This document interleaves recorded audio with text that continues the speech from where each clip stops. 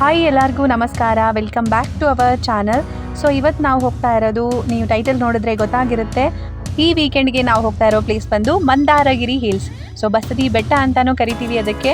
ಅಲ್ಲಿ ಲೇಕ್ ಇದೆ ಆ್ಯಂಡ್ ಬಸದಿ ಬೆಟ್ಟ ಇದೆ, ಪೀಕ್ ಪಾಯಿಂಟ್ ಇದೆ ಆ್ಯಂಡ್ ಟೆಂಪಲ್ ಇದೆ. ಇದೆಲ್ಲವನ್ನು ನೋಡಿಕೊಂಡು ನಾವು ಯಾವ ಥರ ಎಂಜಾಯ್ ಮಾಡ್ಬೋದು ವೀಕೆಂಡ್ ಅನ್ನೋದನ್ನ ನಿಮಗೂ ಕಂಪ್ಲೀಟಾಗಿ ತೋರಿಸ್ತೀನಿ. ಇದೇ ಥರ ಟ್ರಾವೆಲ್ ವ್ಲಾಗ್ ಆಗಿ ನಮ್ಮ ಚಾನಲ್ನ ಸಬ್ಸ್ಕ್ರೈಬ್ ಮಾಡ್ಕೊಂಡು ವಿಡಿಯೋ ನೋಡಿ ಆ್ಯಂಡ್ ನಿಮ್ಮ ಫ್ರೆಂಡ್ಸ್ಗೂ ಶೇರ್ ಮಾಡಿ.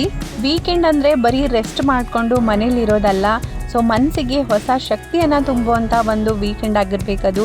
ಪ್ರತಿ ವೀಕೆಂಡಲ್ಲೂ ಸೂರ್ಯೋದಯ ನಮಗೇನು ಹೇಳುತ್ತೆ ಅಂದರೆ ಹೊಸ ಕನಸುಗಳ ಜೊತೆ ಬದುಕೋದನ್ನ ಕಲಿಸುತ್ತೆ, ಹೊಸ ಮೆಮೊರೀಸ್ನ ಕ್ರಿಯೇಟ್ ಮಾಡೋಕ್ಕೆ ಅವಕಾಶ ಕೊಡುತ್ತೆ. ಫ್ರೆಂಡ್ಸ್, ಫ್ಯಾಮ್ಲಿ ಮತ್ತು ರೆಸ್ಟ್ ಎಲ್ಲವೂ ಒಂದಾಗಿರುವಂಥದ್ದೇ ಒಂದು ವೀಕೆಂಡು. ಅದನ್ನು ಯಾವ ರೀತಿ ಎಂಜಾಯ್ ಮಾಡಬೇಕು, ಯಾವ ರೀತಿ ನೀವು ಬಳಸ್ಕೋಬೇಕು ಅನ್ನೋದು ನಿಮ್ಮ ಮೇಲೆ ಡಿಪೆಂಡ್ ಇರುತ್ತೆ. ಎಲ್ಲ ಚಿಂತೆಯನ್ನು ಸೈಡ್ಗಿಟ್ಟು ಹೊಸ ಒಂದು ಜೀವನದ ಹಾದಿಯನ್ನು ಹುಡ್ಕೊಂಡು ಅದರಲ್ಲಿರೋ ಸ್ವಾದನ ಸವಿಯುವಂಥದ್ದು. ಸೊ ನನ್ನ ಪ್ರಕಾರ ಅದೇ ವೀಕೆಂಡು. ಈ ಮಂದಾರಗಿರಿ ಹಿಲ್ಸ್ ಬೆಂಗಳೂರಿಂದ 70 ಕಿಲೋಮೀಟರ್ಸ್ ದೂರದಲ್ಲಿದೆ ಆ್ಯಂಡ್ ತುಮಕೂರಿಂದ ಕಂಪೇರ್ ಮಾಡಿದ್ರೆ ತುಮಕೂರಿಂದ 11 ಕಿಲೋಮೀಟರ್ ದೂರದಲ್ಲಿರುತ್ತೆ. ಇದು ಬೆಂಗಳೂರು ತುಮಕೂರು ಹೈವೇನಲ್ಲಿರುವಂಥ ಚಕ್ನಹಳ್ಳಿ ಟೋಲ್ ಪ್ಲಾಜಾ ಹತ್ರ ನಾವು ಹೋದರೆ ಅಲ್ಲಿಂದ ನಮಗೆ ಆಟೋಸ್ ಆ್ಯಂಡ್ ಶೇರ್ ಆಟೋಸ್ ಎಲ್ಲ ಸಿಗುತ್ತೆ. ಓನ್ ವೆಹಿಕಲ್ ಇದ್ದರೆ ಓನ್ ವೆಹಿಕಲಲ್ಲಿ ಹೋಗ್ಬೋದು. ಹಿರೇಹಳ್ಳಿ ಇಂಡಸ್ಟ್ರಿಯಲ್ ಏರಿಯಾ ಕಡೆ ಹೋದರೆ ಅಲ್ಲಿ ನಿಮಗೆ ಈ ಒಂದು ಪ್ಲೇಸ್ ನೋಡೋಕ್ಕೆ ಸಿಗುತ್ತೆ. ನಾವು ಆಲ್ಮೋಸ್ಟ್ ಹತ್ರದಲ್ಲೇ ಇದ್ದೀವಿ. ಅಲ್ಲಿ ದೂರ ಬೆಟ್ಟದ ಮೇಲೆ ಕಾಣ್ತಾ ಇದೆ ಅಲ್ವಾ, ಸೊ ಅದೇ ಮಂದಾರಗಿರಿ ಹಿಲ್ ಅಂತ ಹೇಳ್ತೀವಿ. ಮಂದಾರಗಿರಿ ಬೆಟ್ಟ, ಬಸದಿ ಬೆಟ್ಟ ಅಂತಲೂ ಹೇಳ್ತಾರೆ.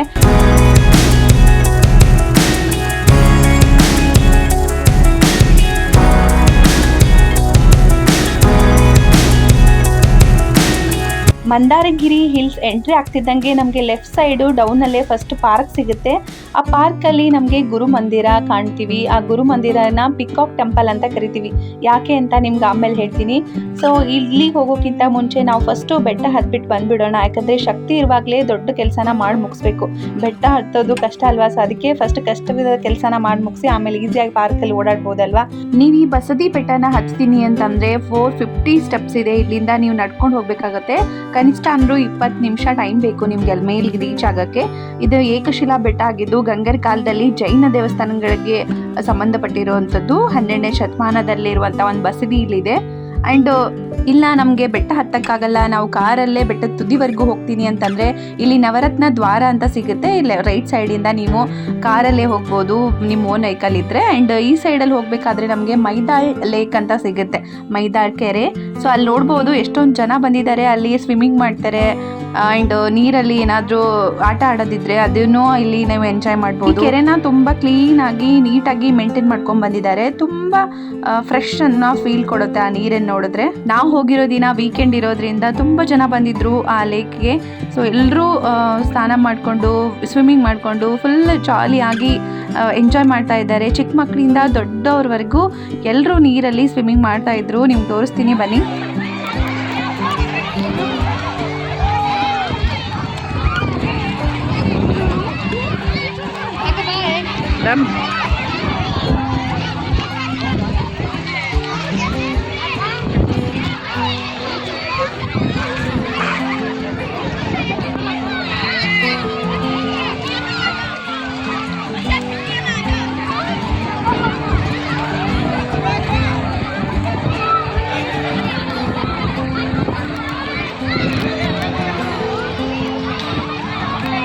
ಈ ಬೇಸಿಗೆ ಸುಡು ಬಿಸಿಲಲ್ಲಿ ತಂಪಾದ ನೀರು ನೋಡ್ತಾ ಇದ್ರೆ ಮನಸ್ಸಿಗೆ ಆ್ಯಂಡ್ ಕಣ್ಣಿಗೆ ತುಂಬ ತಂಪು ಅನಿಸ್ತಾ ಇತ್ತು. ಈ ತಂಪಾದ ನೀರು ಬರೀ ಮೈಗೆ ಮನಸ್ಸಿಗೆ ತಣ್ಣಗೆ ಫೀಲ್ ಕೊಡುವಂಥದ್ದಲ್ಲ, ಅದು ಒಂದು ಸ್ವರ್ಗ ಥರ ಫೀಲ್ ಆಗುತ್ತೆ ಒಂದು ಟೈಮಲ್ಲಿ. ಅಂದರೆ ಇಂಥ ಬಿಸಿಲಲ್ಲಿ ಎಲ್ಲರೂ ಎಲ್ಲ ಟೆನ್ಷನ್ನ ಬಿಟ್ಬಿಟ್ಟು ಒಂದು ಒಳ್ಳೆ ಫೀಲ್ ಕೊಡೋವಂಥ ಜಾಗಕ್ಕೆ ಬಂದು ಅವರೆಲ್ಲ ಟೆನ್ಷನ್ನ ಮರೆತು ಇಲ್ಲಿ ಮಕ್ಕಳ ಥರ ಆಟ ಆಡ್ತಾ ಇರೋದು ನೋಡಿದ್ರೆ ಇದೇ ಹೇಳ್ತಾರಲ್ವಾ, ಟೆನ್ಷನ್ಗೆ ಗುಡ್ ಬೈ ಆ್ಯಂಡ್ ಹ್ಯಾಪಿನೆಸ್ಗೆ ವೆಲ್ಕಮ್ ಅನ್ನೋ ಥರ. ವೀಕೆಂಡು, ಫ್ರೆಂಡ್ಸು, ನೀರು ಇದೆಲ್ಲದರ ಕಾಂಬಿನೇಷನ್ನೇ ಅಲ್ವಾ ನಿಜವಾದ ಸಂತೋಷ ಅಂದರೆ. ಕೆಲವೊಬ್ಬರಿಗೆ ಯಾವುದ್ರಲ್ಲಿ ಖುಷಿ ಸಿಗುತ್ತೆ ಅದನ್ನು ಎಂಜಾಯ್ ಮಾಡ್ಕೊಂಡು ಹೋಗ್ತಾರೆ. ಸೊ ನಮಗೆ ವೀಕೆಂಡಲ್ಲಿ ಸುತ್ತಾಡಿ ಎಂಜಾಯ್ ಮಾಡೋದ್ರಲ್ಲಿ ಖುಷಿ ಸಿಗುತ್ತೆ. ಸೊ ಅದಕ್ಕೆ ನಾವು ಪ್ರತಿ ವೀಕೆಂಡಲ್ಲೂ ಒಂದೊಂದು ಪ್ಲೇಸ್ಗೆ ಹೋಗ್ತಾ ಇರ್ತೀವಿ, ಅದರಲ್ಲಿ ನಮ್ಮ ಖುಷಿನ ಕಾಣ್ತೀವಿ ಅಷ್ಟೇ. ಈ ಕೆರೆ ನೋಡ್ತಾ ಇದ್ದರೆ ತುಂಬ ಆಳ ಏನಿಲ್ಲ, ಅಷ್ಟು ಸೆಂಟ್ರಲ್ಲಿ ಯಾರೂ ಹೋಗಲ್ಲ ಅಲ್ವಾ. ಸೊ ಬದಿಗೆ ಆಳ ಇಲ್ಲ ಅಂತ ಚಿಕ್ಕ ಮಕ್ಕಳು ಕೂಡ ಆರಾಮಾಗಿ ಆಟ ಆಡ್ಕೊಂಡಿದ್ದಾರೆ, ಯಾರಿಗೂ ಭಯ ಇಲ್ಲ. ಅಷ್ಟೊಂದು ಸೇಫ್ಟಿ ಇದೆ ಅಲ್ಲಿ, ಏನೋ ತೊಂದರೆ ಆಗಲ್ಲ ಅನ್ನೋ ಥರ. ಸುತ್ತಲೂ ಬೆಟ್ಟ, ಮಧ್ಯದಲ್ಲಿ ನೀರು, ನೋಡ್ತಾ ಇದ್ರೇ ಒಂಥರ ಖುಷಿ ಅನ್ಸುತ್ತೆ ಆ ಫೀಲು. ಇಲ್ಲಿ ಸ್ವಿಮ್ಮಿಂಗ್ ಎಲ್ಲ ಮುಗಿಸ್ಕೊಂಡು ಎಂಜಾಯ್ ಮಾಡಿಕೊಂಡು ನಾವು ಮೇಲೆ ಬಸ್ತಿ ಬೆಟ್ಟಕ್ಕೆ ಹೋದ್ವಿ. ಹೋದ ತಕ್ಷಣವೇ ಎಲ್ಲರಿಗೂ ಹೊಟ್ಟೆ ಹಸ್ಬಿಟ್ಟಿತ್ತು, ಸ್ವಿಮ್ಮಿಂಗ್ ಮಾಡಿ ಸುಸ್ತಾಗಿದ್ರು. ಸೊ ಅದಕ್ಕೆ ಹೋದ ತಕ್ಷಣ ಊಟ ಮಾಡಿದ್ವಿ. ಮನೆಯಿಂದನೇ ಪಲಾವು, ರೈತ ಮಾಡ್ಕೊಂಡು ಹೋಗಿದ್ವಿ. ಸೊ ಈ ಥರ ಹೊರಗಡೆ ಹೋದಾಗ ಇನ್ನೂ ಜಾಸ್ತಿ ಹೊಟ್ಟೆ ಹಸಿರುತ್ತೆ ಅನ್ಸುತ್ತೆ. ಸೊ ಮನೇಲಿದ್ದಾಗ ಜಾಸ್ತಿ ಊಟನೇ ಸೇರಲ್ಲ, ಇಲ್ಲಿ ಹೊರಗಡೆ ಹೋದರೆ ಇನ್ನೂ ತಿನ್ನಬೇಕು ಅನ್ನೋ ಥರ ಫೀಲ್ ಬರ್ತಾಯಿತ್ತು, ಅಷ್ಟೊಂದು ಹೊಟ್ಟೆ ಹಸ್ತಿತ್ತು ಅವತ್ತು. ಆ್ಯಂಡ್ ಇಲ್ಲಿ ನೋಡ್ಬೋದು ಮೇಲೆ ಪಾರ್ಕಿಂಗ್ ವ್ಯವಸ್ಥೆ ಕೂಡ ಇದೆ ಚೆನ್ನಾಗಿ. ಅಲ್ಲಿ ಕೆಳಗಡೆ ನೀವು ಎಂಟ್ರಿ ಆಗ್ತಿದ್ದಂಗೆ 40 ರುಪೀಸ್ ತಗೋತಾರೆ ಅಷ್ಟೇ. ಆ 40 ರುಪೀಸಲ್ಲೇ ನೀವು ಈ ಮೈದಾಳ್ ಲೇಕ್ನ ದಾಟ್ಬಿಟ್ಟು ಮೇಲೆ ಬಂದರೆ ಇಲ್ಲಿ ಪಾರ್ಕಿಂಗ್ ವ್ಯವಸ್ಥೆ ಇದೆ. ಇಲ್ಲಿ ನೀವು ನಿಮ್ಮ ಗಾಡಿನ ಪಾರ್ಕ್ ಮಾಡ್ಬೋದು.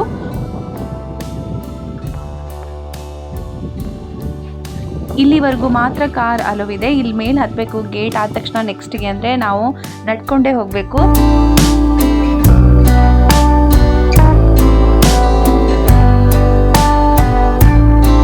ಇಲ್ಲಿ ಎಂಟ್ರಿ ಆಗಬೇಕು ಅಂದರೆ 10 ರೂಪಾಯಿ ಚಾರ್ಜ್ ಇದೆ ಒಳಗಡೆ ಹೋಗೋಕ್ಕೆ. ಆ್ಯಂಡ್ ಇಲ್ಲಿ ಹೊರಗಡೆ ಚಪ್ಪಲಿ ಬಿಡೋ ವ್ಯವಸ್ಥೆ ಕೂಡ ಇದೆ. ಪರ್ ಹೆಡ್ಗೆ 5 ರುಪೀಸ್ ಅಂತ ತಗೊಳ್ತಾರೆ.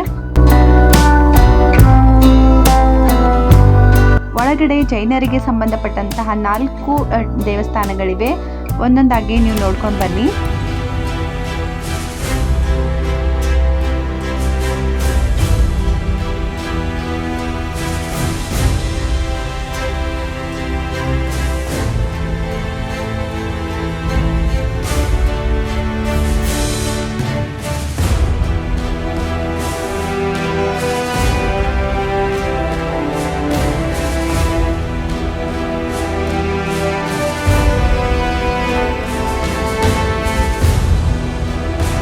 ದೇವಸ್ಥಾನದ ದರ್ಶನ ಆದ ತಕ್ಷಣ ರೈಟ್ ಸೈಡ್ಗೆ ನೆಕ್ಸ್ಟ್ ನಾವು ಮುಂದೆ ಹೋದರೆ ಇಲ್ಲಿ ಸಭಾಮಂಟಪ ಸಿಗುತ್ತೆ.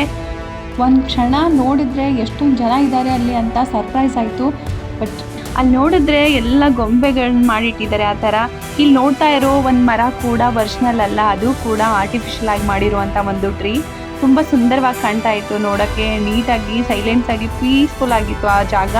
ಈ ಸಭಾಮಂಟಪದಿಂದ ನಮಗೊಂದು ಒಳ್ಳೆ ಮೆಸೇಜ್ ಕೊಡ್ತಾ ಇದ್ದಾರೆ ಅವರು. ಇಲ್ಲಿ ಜಾತಿ ಭೇದನೇ ಇಲ್ಲದೆ ಋಷಿಗಳು, ಜನಸಾಮಾನ್ಯರು, ಪ್ರಾಣಿ ಪಕ್ಷಿಗಳು ಎಲ್ಲರೂ ಒಂದಾಗಿ ಈ ಸಭಾಮಂಟಪದಲ್ಲಿ ಇರ್ತಾ ಇದ್ರು. ಸೊ ಇದೆಲ್ಲ ಗೊಂಬೆಗಳನ್ನ ನೋಡಿದ್ರೆ ಅದು ಆ ಒಂದು ಮೆಸೇಜ್ ನಮಗೆ ಸಿಗುತ್ತೆ.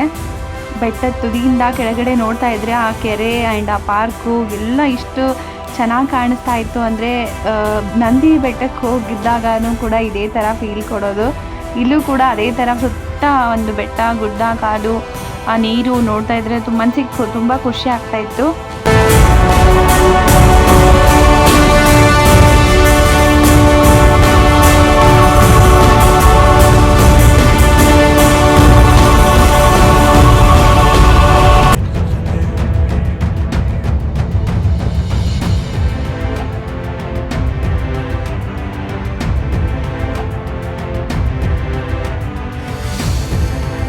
ಸೊ ಇಲ್ಲಿ ನೋಡ್ತಾ ಇದ್ದೀರಲ್ವಾ, ಪಿಕಾಕ್ ಟೆಂಪಲ್ ಕಾಣಿಸ್ತಾ ಇದೆ ಅಲ್ಲಿ ದೂರದಲ್ಲಿ, ಅಲ್ಲಿಂದನೇ ನಾವು ಬಂದಿದ್ದು.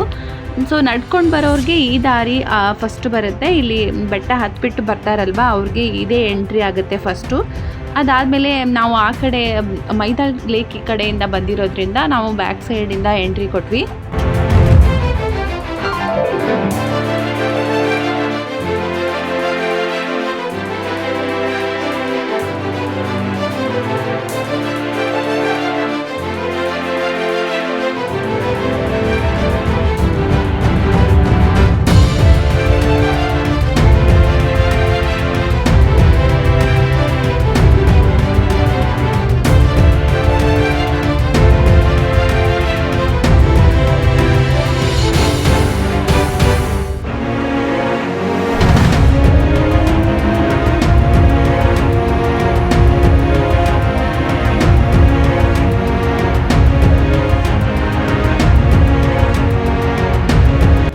ಒಂದು ಸ್ವಲ್ಪ ಹೊತ್ತು ಅಲ್ಲೇ ಕೂತ್ಕೊಂಡು ಆ ನೇಚರ್ನ ಎಂಜಾಯ್ ಮಾಡಿಕೊಂಡು ವಾಪಸ್ ಹೊರಟ್ವಿ.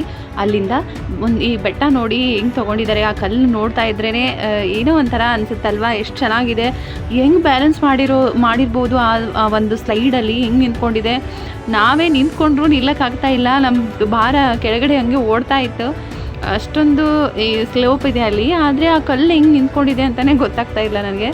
ಹಂಗೆ ಇಲ್ಲಿ ಕೆಳಗಡೆ ಹೋದರೆ ನಿಮಗೆ ಪಾರ್ಕಿಂಗು ಹೇಳಿದೆ ಅಲ್ವಾ ಆವಾಗಲೇ, ಮತ್ತು ಸ್ನ್ಯಾಕ್ಸು ತಿನ್ನೋಕ್ಕೆ ಅದೆಲ್ಲ ಸಿಗುತ್ತೆ. ಆ್ಯಂಡ್ ವಾಶ್ರೂಮ್ಸು ಇದೆ ಇಲ್ಲಿ ಕಾರ್ನರಲ್ಲಿ, ವಾಶ್ರೂಮ್ ಕೂಡ ನೀವು ಯೂಸ್ ಮಾಡ್ಕೋಬೋದು. ಎಲ್ಲ ಪ್ಲೇಸ್ನ ನೋಡಿಕೊಂಡು ಸ್ನ್ಯಾಕ್ಸ್ ಸ್ವಲ್ಪ ತಿಂದ್ಕೊಂಡು ನಾವು ವಾಪಸ್ಸು ಹೋಗ್ತಾ ಇದ್ದೀವಿ. ಸೊ ಬರೋ ಟೈಮಲ್ಲಿ ಬೆಟ್ಟ ಹತ್ತಬೇಕಾದ್ರೆ ಏನೂ ಭಯ ಆಗಿರಲಿಲ್ಲ, ಬಟ್ ಇವಾಗ ಹೋಗೋ ಟೈಮಲ್ಲಿ ಭಯ ಆಗ್ತಾಯಿದೆ. ಯಾಕೆ ಅಂತ ನಿಮ್ಗೆ ತೋರಿಸ್ತೀನಿ.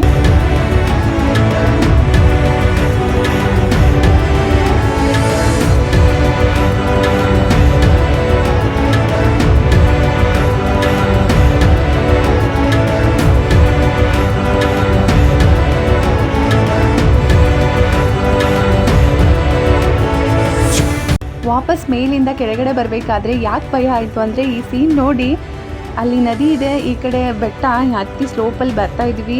ಇನ್ನೇನು ಟರ್ನಿಂಗಲ್ಲಿ ನಮ್ಮ ಕಾರ್ ನೀರಿಗೆ ಬಿದ್ದೋಗುತ್ತೆ ಅನ್ನೋ ಥರ ಭಯ ಆಗುತ್ತೆ. ಎಲ್ಲರಿಗೂ ಅನಿಸುತ್ತೆ, ನನಗೆ ಮಾತ್ರ ಅಲ್ಲ. ಸೊ ಆ ಥರ ಸ್ಲೋಪ್ ಕೊಟ್ಟಿದ್ದಾರೆ, ಅಲ್ಲಿ ಕಟ್ಟಿದೆ ಅಲ್ವಾ, ನೀವು ನೋಡ್ಬೋದು. ಸೊ ಅದಕ್ಕೆ ನನಗೂ ಭಯ ಆಗಿತ್ತು.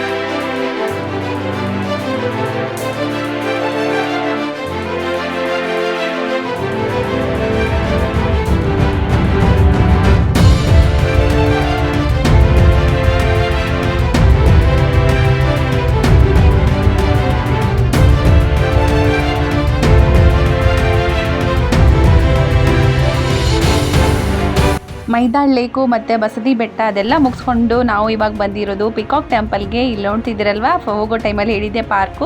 ಸೊ ಇದೇ ಪಾರ್ಕು. ಇವಾಗ ಇಲ್ಲಿ ಎಂಟ್ರಿ ಆಗೋಣ. ಎಂಟ್ರಿ ಫೀಸ್ ಬಂದು ಇಲ್ಲಿ 10 ರುಪೀಸ್ ಇದೆ. ಮೇಲೂ ಕೂಡ 10 ರುಪೀಸ್ ತೊಗೊಂಡಿದ್ರು. ಕೆಳಗಡೆ ಈ ಪಾರ್ಕ್ ಎಂಟ್ರಿ ಕೂಡ 10 ರುಪೀಸ್ ಇದೆ. ಎಂಟ್ರಿ ಆಗ್ತಿದ್ದಂಗೆ ಒಂದು ಫೌಂಟೇನ್ ಕಾಣಿಸುತ್ತೆ. ಇಲ್ಲಿ ಆನ್ ಇರಲಿಲ್ಲ ಅದು. ನನ್ನ ಮಗನಿಗಂತೂ ಎಲಿಫೆಂಟ್ ಅಂದರೆ ತುಂಬ ಇಷ್ಟ. ಅದಕ್ಕೆ ಹೋದ ತಕ್ಷಣ 2 ಅಕ್ಕಪಕ್ಕದಲ್ಲಿರೋ ಎಲಿಫೆಂಟ್ ಜೊತೆ ಆಟ ಆಡ್ತಿದ್ದಾನೆ.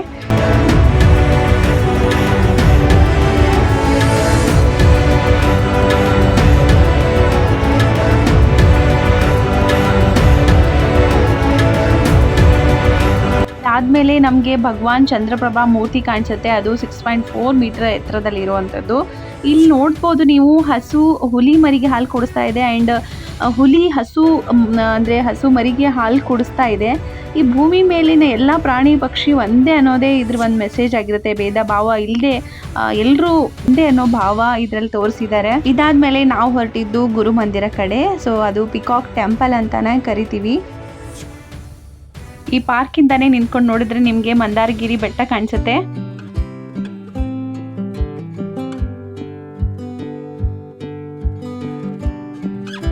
ಸೊ ಇದೇ ನೋಡಿ ಪಿಕಾಕ್ ಟೆಂಪಲ್ಲು. ಪಿಕಾಕ್ ಆಕಾರದಲ್ಲಿ ಪಿಕಾಕ್ ಶೇಪಲ್ಲಿ ಮಾಡಿರೋದ್ರಿಂದ ಇದನ್ನು ಪಿಕಾಕ್ ಟೆಂಪಲ್ ಅಂತಾನೂ ಕರೀತಾರೆ. ಇಲ್ಲಿ ಒಳಗಡೆ ಫೋನ್ ಅಲೋ ಇಲ್ಲ, ಬಟ್ ಇಲ್ಲಿ ಒಳಗಡೆ ಏನಿದೆ ಅಂದರೆ 108 ಅಂದರೆ 108ನೇ ಶಾಂತಿ ಸಾಗರ ಮಹಾರಾಜರ ಜೀವನ ಚರಿತ್ರೆನ ಡೀಟೇಲ್ ಆಗಿ ಸ್ಕೆಚ್ ಮಾಡಿದ್ದಾರೆ. ಅದರೆಲ್ಲ ಇನ್ಫಾರ್ಮೇಷನ್ ನಿಮ್ಗೆ ಅಲ್ಲಿ ಸಿಗುತ್ತೆ, ನೀವು ನೋಡ್ಬೋದು. ನಾವು ಒಳಗಡೆ ಹೋಗಿ ಸ್ವಲ್ಪ ಹೊತ್ತು ಮೆಡಿಟೇಷನ್ ಮಾಡಿಬಿಟ್ಟು ಇದೆಲ್ಲವನ್ನು ನೋಡಿಕೊಂಡು ವಾಪಸ್ ಹೊರಗಡೆ ಬಂದ್ವಿ. ಇವತ್ತಿನ ದಿನ ಹೇಗೆ ಹೋಯಿತು ಅಂತಲೇ ಗೊತ್ತಾಗಲಿಲ್ಲ. ಬೆಳಗ್ಗೆಯಿಂದ ಸಾಯಂಕಾಲದವರೆಗೂ ಅಲ್ಲೇ ನಾವು ಟೈಮ್ ಸ್ಪೆಂಡ್ ಮಾಡಿದ್ವಿ. ಇದಾದಮೇಲೆ ಇನ್ನೊಂದು ಚೂರು ಟೈಮ್ ಇತ್ತು ಅಂತಂದರೆ ಅಲ್ಲೇ ತುಮಕೂರಿಗೆ ಹತ್ತಿರ ಇದ್ವಿ. ಸೊ ಅದಕ್ಕೆ ತುಮಕೂರು ಸಿದ್ಧಗಂಗಾ ಮಠಕ್ಕೂ ಕೂಡ ನಾವು ವಿಸಿಟ್ ಕೊಟ್ವಿ. ಅದನ್ನು ವ್ಲಾಗಲ್ಲಿ ಕಂಟಿನ್ಯೂ ಮಾಡೋಕ್ಕಾಗಲಿಲ್ಲ. ಸೊ ಇದೇ ನೋಡಿ ನಮ್ಮ ಮಂದಾರಗಿರಿ ಹಿಲ್ಸ್ ಟ್ರಿಪ್. ಸೊ ನಿಮಗೂ ಇಷ್ಟ ಆದರೆ ವಿಡಿಯೋ ಇನ್ಫಾರ್ಮೇಟಿವ್ ಅಂತ ಅನಿಸಿದ್ರೆ ವಿಡಿಯೋನ ಲೈಕ್, ಶೇರ್ ಆ್ಯಂಡ್ ಸಬ್ಸ್ಕ್ರೈಬ್ ಮಾಡಿ. ಇನ್ನಷ್ಟು ಮತ್ತಷ್ಟು ಈ ಥರ ಟ್ರಾವೆಲ್ ಬ್ಲಾಗ್ಸ್ ಆಗಿ ನಮ್ಮ ಚಾನಲ್ನ ಸಬ್ಸ್ಕ್ರೈಬ್ ಮಾಡ್ಕೊಂಡು ನೋಡಿ, ನಿಮ್ಮ ಫ್ರೆಂಡ್ಸ್ಗೂ ಶೇರ್ ಮಾಡಿ. Thank you for watching our video. Next ವಿಡಿಯೋದಲ್ಲಿ ಇನ್ನೊಂದು ಪ್ಲೇಸ್ ಜೊತೆಗೆ ಮತ್ತೆ ಸಿಗ್ತೀನಿ. ಅಂಟಿಲ್